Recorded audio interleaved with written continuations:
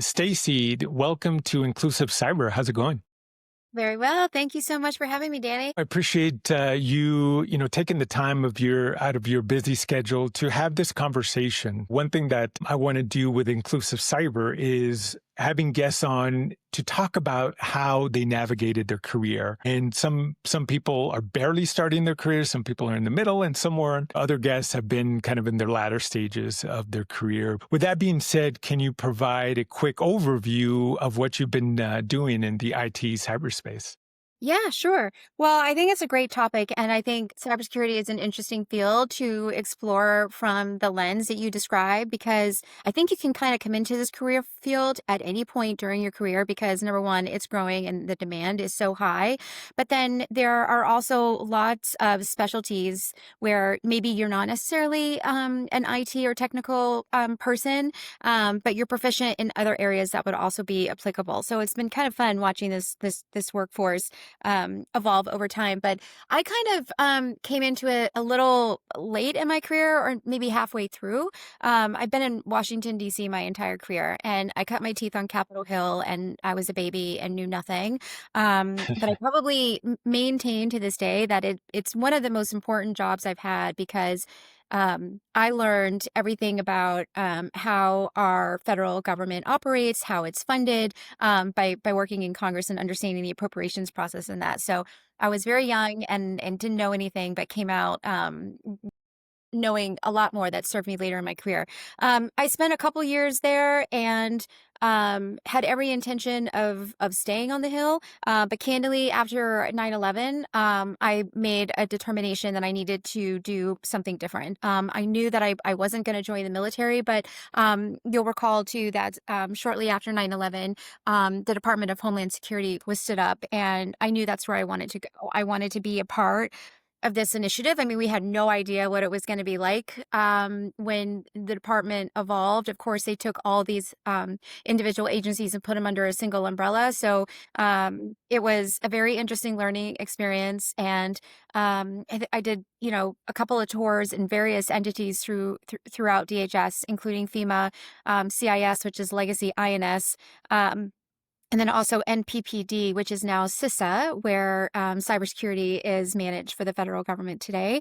But it was a blast. I mean, we were duct taping seals on podiums and taking headshots in hallways with the American flag. I mean, like it was a great time. It was a really interesting community, and I've grown up with a lot of those Homeland Security professionals in my career who also have evolved into cyber.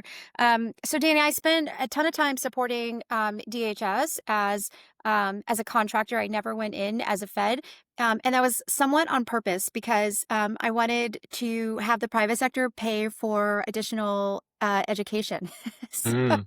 so I have two other master's degrees in addition to my undergrad, and the private sector was very helpful in helping me get that additional education. But it was still great working side by side with federal employees at DHS. And then I also spent a lot of time working for the Defense Department as well, performing a variety of congressional affairs and public affairs and strategic communication type roles, but all focused on national security. I left private sector and consulting for a little bit, and went to Bloomberg Government, where I was an analyst and I was doing a ton of writing there.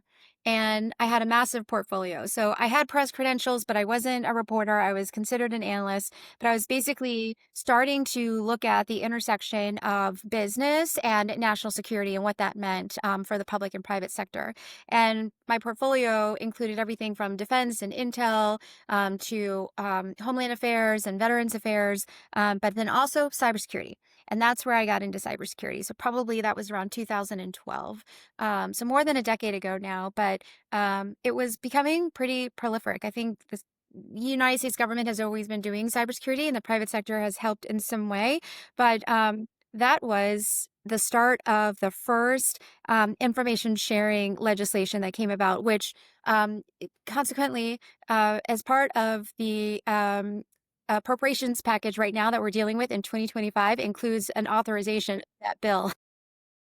It does. Everything Yeah. feels like it's coming full circle. But that was the first major piece of cybersecurity legislation that I covered as an analyst at Bloomberg.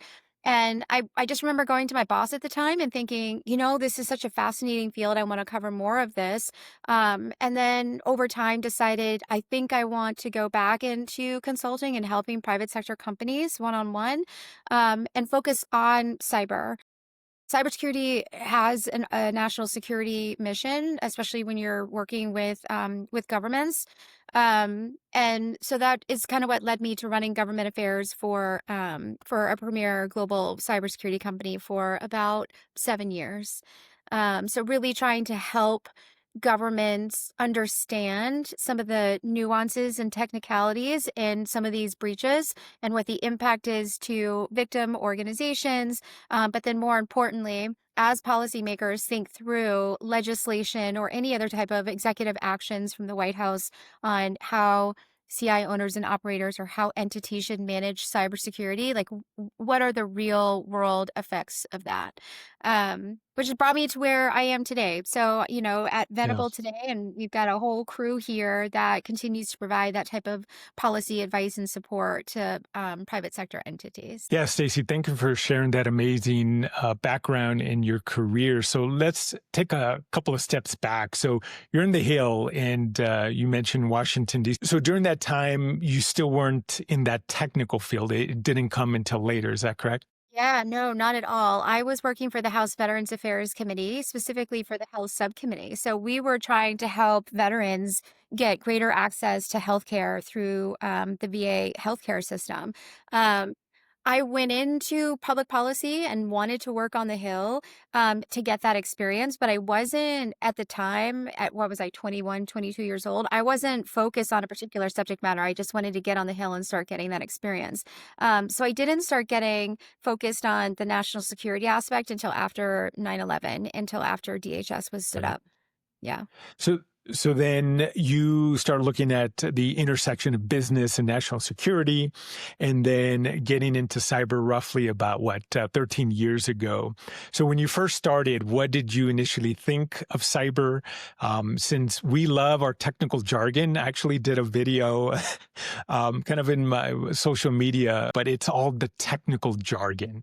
So was that intimidating? How did you, I guess, navigate that aspect going into cyber Yeah. roughly in 2012? It's a great question. And yes, it was extremely intimidating. Yeah, I got an undergraduate degree in political science. My first master's was in public policy with a focus on national security, but I didn't take any technical classes. And I've never been an operator. I've never been hands on keyboard. And I was able to align myself and kind of broaden my network to meet operators and meet CTOs who understood a lot of that jargon and who could help break down for me and distill some of the technical aspects of some of these cyber attacks, for example. And it was when I was working for FireEye, again, global cybersecurity company, and I was there during the SolarWinds breach. And at the time, here we were we had disclosed to the government and to the public, to the world, that this had happened. But then we started having these very detailed conversations with lawmakers about that breach. And I realized I need to understand better the technical pieces of this. I'm trying to distill it and break it down for policymakers, but I'm still struggling. And I went back to school. I went back to school and got an executive master's in cybersecurity. And it was a blended program where there was a policy component, but there was an operational piece to it as well. So I was in there doing labs, and I understand all of that now. And it's made my job, I'm way more valuable in my field, and it's made my job a lot easier to understand, okay, so here are the attack vectors, here's how they got it, and here's what they took, here's why they would be motivated to take it.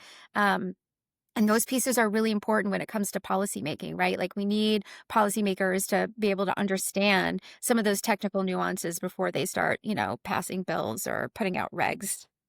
yeah. Just as you're talking, it just reminds me of during my time in government, and we had to break everything down to the policymakers because typically they didn't understand any of the basics of cybersecurity. So remember, I was doing something on distributed denial of service, DDoS, and my editor was just going back and forth. You need to trim it down. You need to provide basic terminology and even analogies to a certain extent for the policymakers there. So definitely going back to memory lane. During your transition into the cyber world, you said that you kind of befriended CTOs and operational folks. Were they kind of your mentors along the way? I pursued those as mentoring relationships, but it also ended up being a mutually beneficial relationship, I think, for some of these technical folks as well, because I would, for example, give them opportunities to go to the Hill and brief a member of Congress or testify before Congress. And they were able to bring their expertise into a world that they had not ever been introduced to before. And I think we see a lot more of that now over the past dozen years or so. You do see a lot of technical folks who are engaging in that way. But yeah, I mean, I have lots of mentors, and they're in different specialties and play different roles, and they're at different levels.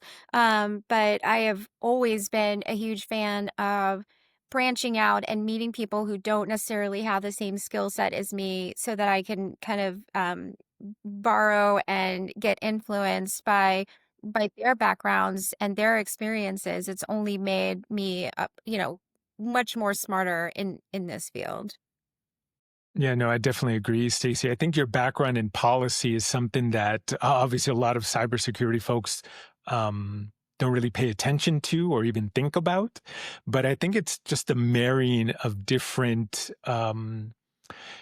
topics, different domains to really understand cyber in kind of this interconnected world that we live in, that politics does play in influence to cyber and even the economy. So I think there is value into bringing in kind of you're a transitioning professional coming into the cyberspace.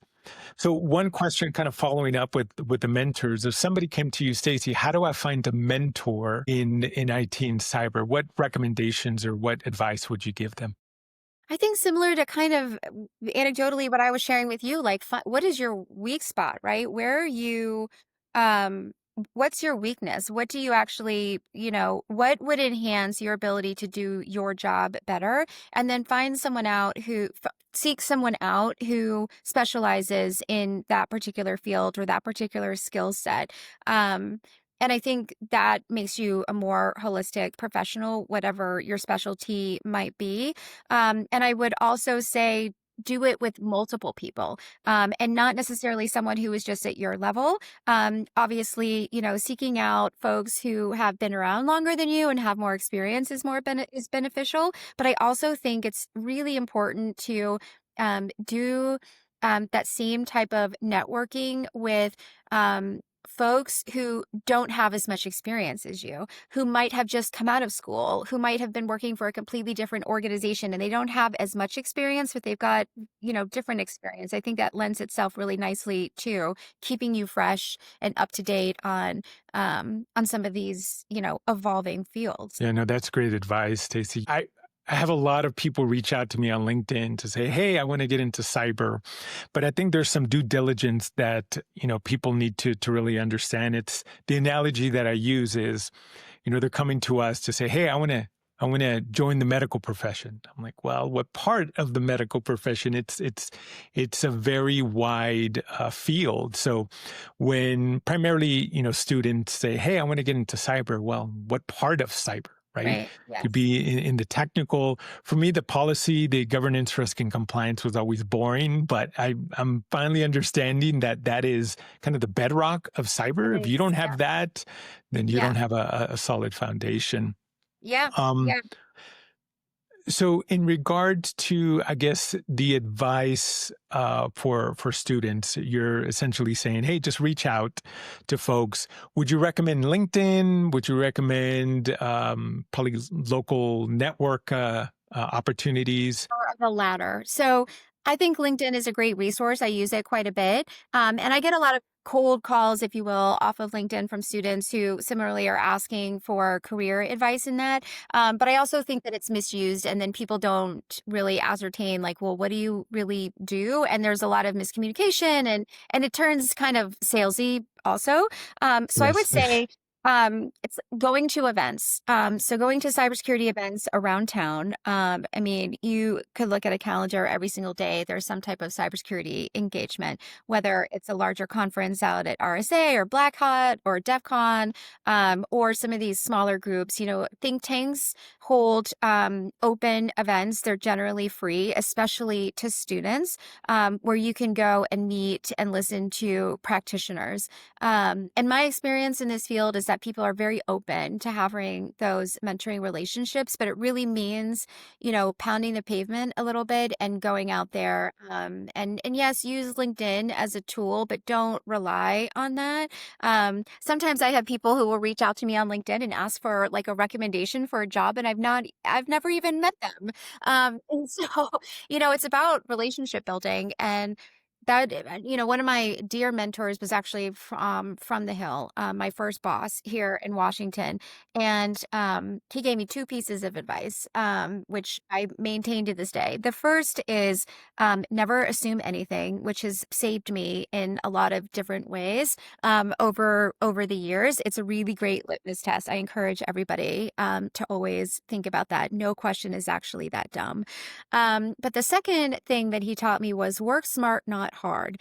And as a 22-year-old, that made no sense to me. I was like, of course I'm going to work hard. What do you mean by that? And I think he tried explaining it to me, but it didn't make sense until I started progressing in my career and really thinking about how to be resourceful and also how to serve as a resource.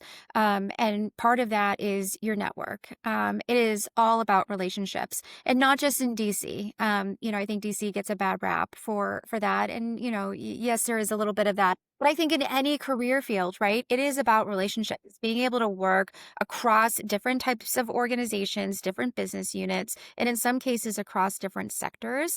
And if you don't have that human to human contact and interaction, you will fail. So yeah, I think getting out there and being in person and introducing yourself, and people remember you that way, you know? I mean, that's way, you're going to be way more successful than just trying to ping people on social media sites. I definitely agree, Stacy, and thank you for actually answering my request here on LinkedIn. But I wasn't selling you anything, so maybe that's why you responded. But no, I think you have valid points. Just get out there, right, and just start asking questions. And typically, I think IT and cyber folks, the assumption part, like you mentioned, we tend to be introverts, right? Not all of us. But, at the end of the day, yeah, just go have a radical curiosity, meet local folks. And you mentioned about the think tanks. I do miss that, not being in DC anymore, just sitting in those conversations and just learning and looking at the bigger holistic picture in cyber. So you mentioned education, that you went back to get your master's in kind of the business and then the operational aspect of cyber. One question to you, there's two different camps. One question is, do you have any certifications? And if somebody comes up to you, which one should I go for? Should I go for the education or the plethora of certifications that we have in our industry? How do you answer that? Man, okay, so it is split reviews on that one, okay? Right. I think it depends on the job, right? Like if you're in a technical role, those certifications are going to be important. You need to know what you're actually doing on these networks, in these systems, utilizing this equipment. Utilizing any type of cybersecurity software or services that are going to help you do your job, right? That's a no-brainer. But the educational piece is, I think, is a little bit more wide open. I would say, like, try and pursue cybersecurity, but maybe seek out a program that offers more than just the technical aspect. When I had my realization, like, oh, I need to get more technical, I could barely find any programs that didn't require a computer science degree as a prerequisite for going in and getting a postgraduate degree in cybersecurity. And I didn't need that. There was no way that I needed to go through 4 years worth of CS and IT and math classes to do what I needed to do. So I think There are a lot of conversations in within universities in that now, where they're taking that into consideration and trying to widen that aperture to attract students who have an interest in cybersecurity, but either don't have it already or don't necessarily want to pursue the technical aspect of it. And that's the beautiful thing about cyber is, again, like you can be like a functional cybersecurity professional, but the domains are completely different. I mean, to your point, you could go into the healthcare sector, you could go into retail, you could go into government, you could go into any of like utilities, like if you wanted to support the energy sector. Um, there are a lot of opportunities. And the other piece that's interesting about this, when we talk about how cybersecurity is viewed, there's a huge business aspect to it, right? People are talking about cybersecurity in the boardroom now. This is about managing your overall risk posture. Cyber plays a huge role in that. I mean, if you're a publicly traded company, you're disclosing to the SEC if you've been breached. So naturally, you need to be thinking, okay, I'm going to start this business, or I'm going to participate in a particular market in this way. How am I going to be a responsible agent for what I'm doing? How am I going to make sure that my customers' data is safe, that my employees' data is safe, and that we're doing the right thing? So there's a whole business aspect and the governance piece that you mentioned as well. Yeah, no, I think there is, and just kind of throwing my personal opinion out there, there is a disconnect from the business side of kind of Fortune 500 and the technical cyber side. I've been in various meetings with both of those groups, and they're kind of talking over each other. They're not on the same plane. Yeah, I think we need to do better as a domain to make sure that, at the end of the day, to your point, cyber is just another business risk that needs to be kind of prioritized and calculated within, the boards and CEOs. So I And it's going definitely to agree take a with that. while to do that because, we see there are variances in how companies and organizations approach cybersecurity, right? Like sometimes it's just nested under IT, and you have some organizations that are way more mature than others, and they don't have the resources to dedicate to developing a cybersecurity incident response plan, right? So there are different ways that you can do it and at different levels of sophistication. But the fact that we're starting to have those conversations more and more is very encouraging. And just looking at, well, how do you set this up? Does your CIO or CISO report to your CEO? Are they briefing the board and making them aware of their vulnerabilities? These are all really important questions to managing cyber as part of your overall business strategy. And not to put you on the spot there, Stacy, where do you think the CISO? Because I know I've been in various companies where the CISO is under the CTO, CIO. What's your perspective? Where should they report under those two kind of entities, or should they be going straight to the CEO and board? Just curious.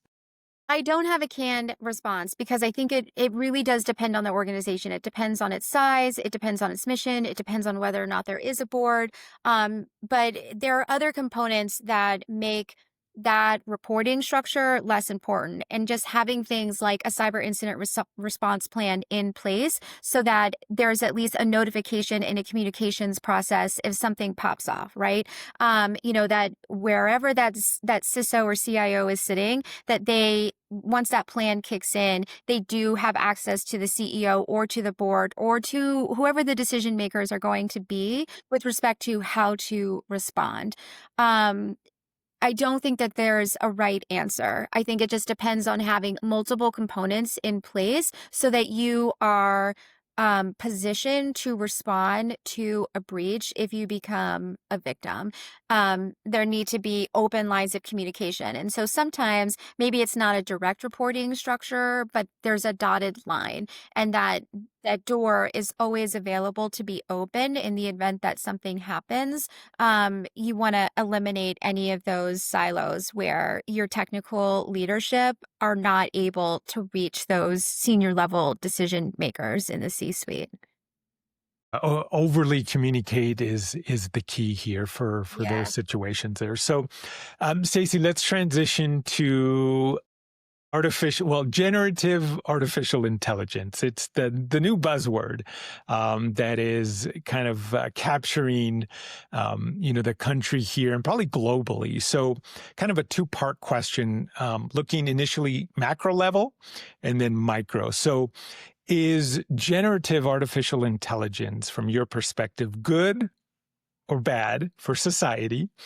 And then micro, is it good or bad for IT and cyber? Those are big questions, right? I think a lot of it remains to be seen. It's an emerging technology. And just like every other piece of emerging tech that we've seen in our lifetime, it is both fascinating and exciting and creates opportunities and progresses society in some way or multiple ways. But it obviously comes with risks as well. And I answer that question from different perspectives. When I think about, is this good for my kids? My young daughters who are going to be writing papers and conducting research in college very differently than you and I did, sitting Right, in the right. library and poring over books and periodicals and authoritative resources. Like, how easy is it going to be for them to generate some type of analysis on a particular subject matter without actually doing that analysis themselves? That piece worries me, getting away from some of those basic, quote unquote, like soft skills. But that's as a parent, right? I obviously see the benefits and the advantages and the excitement around what we're seeing in AI and what it's going to do to hundreds of professions, and that it's going to create different opportunities. When it comes to cybersecurity, I think it's twofold. So I think we have seen adversaries, developing an interest in it and using it. And we, in turn, as defenders, need to be able to suss out what those vulnerabilities in AI are. And we've heard a lot of discussions around, how do we make AI safe and reliable for general public use, but then also by governments who might be using it, in conducting government activities. Um, I think that there are going to be more advantages on the defender side. Anecdotally, I'll share with you, during the war in Ukraine, the cybersecurity company that I was working for, we were one of many companies who were supporting the Ukrainians, and it was an exhausting job. And we had some of our analysts and, our folks with hands on keyboard who their sentiment was, I love the mission, but I hate the job because it was so time consuming. So when you think now about some of the advances in AI and how it could be used to perform some of these cybersecurity services, they're going to be able to 10x that role or that particular task, and they're going to be able to divert their attention to other tasks that it's going to ultimately make them an even better defender. So I think it's less about putting people out of work, or diminishing the quality of work. I think it's going to enhance the quality, but I think it's going to create room to actually do more as humans and as analysts.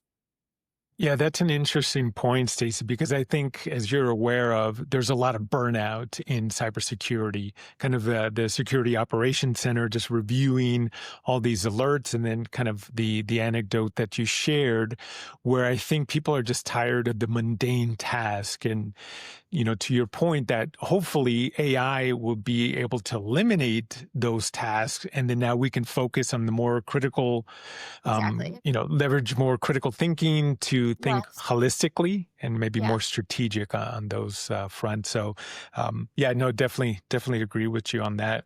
Um, in regards to, and just kind of based on your answer, the ethical aspect of cyber, where there's biases and stuff like that, there's kind of two competing forces. Silicon Valley ethos is to go fast and break things. And then now we're trying to add the ethical component. How do you see that, I guess, working out? I mean, you see this with businesses all the time. Like, how do I get to market as quickly as possible? And it's very competitive. And that's natural. I mean, that's not just limited to emerging technology. We see that in everything related to business. But as I mentioned, I think, a responsibility for companies that decide to use AI in some way to make sure that they're using it safely and responsibly, and that they are taking those biases into consideration. I mean, when you think about what, these like chat GPTs and that are doing, they're scraping the internet and pulling all of this information together. And there's a lot of, inappropriate content out there. Not everything is legitimate. Not everything is real. Not everything is true. And so, yes, I think there will be some friction to make these types of tools available as widely and as quickly as possible. But I think it's important that, there's a good subset of organizations and people out there who are advocating for responsible and safe use of AI. And those conversations will undoubtedly continue. Especially here and in Europe, when we look at privacy and civil liberties, like that has been a massive part of our policy debates on everything related to technology. It is super cool to get access to all of these tools and apps, but it is super important to slow down and think about some of these implications. And that's not to say to turn it off, but what can we do to make sure that we're using it wisely? Yeah, and just having those guardrails. But then to your previous point, as a parent, I know I think there was a couple of years ago, my son and nephew saw, I guess the Queen of England playing a video game. And like, oh, she plays. I'm like, no. So yeah, I think from a parent standpoint, and I guess the term for that is AI slop, which I just recently heard. Yeah, it's trying to tell, the younger generation, "You can't believe everything that's out there." Right. I mean, it's like garbage in, garbage out, right? And also it's similar to what we've been dealing with around like misinformation and influence operations, which is an issue that is, very much on the peripheral of cybersecurity. And especially around election seasons and that where, we see like an uptick in that type of activity. And for instance, what people are reading online, on Yes, social media platforms, like it's fake news. I mean, really and is. so again, it requires a human, an individual, to think critically about what it is they're reading, what it is they're looking at, and then to take the time to go to an authoritative source, and either validate or try to ascertain whether or not what they're reading is real. And it's the same thing with these AI generated images and videos that are out there. I mean, it's wild. But yeah, as a parent, that we're navigating that. Yeah, so I tend to be a little bit more pessimistic as a parent when it comes to that, because I think there was a Wired, cover, and this is way back in 2006. Remember, I was in the military at the time, and it said that we're in a snack culture that we quickly consume. And this is before, I think, even the iPhone came out. So there are no social media apps or anything. And they're already talking about a snack culture. I think now we're really in the middle of that, because we just quickly, and I know I'm guilty of this. I just read a headline. I'm like, okay, move on, right? I don't dive deep into that and kind of ascertain, to your point, the veracity of that Right, story. right. So, what has surprised you the most being in our industry? What has surprised me the most? I want to say that I'm surprised at um the number of attacks have not decreased over time. Um, we've seen a level of sophistication where we're like, "Holy cow, like, how are they operating? Like, how are they doing this?"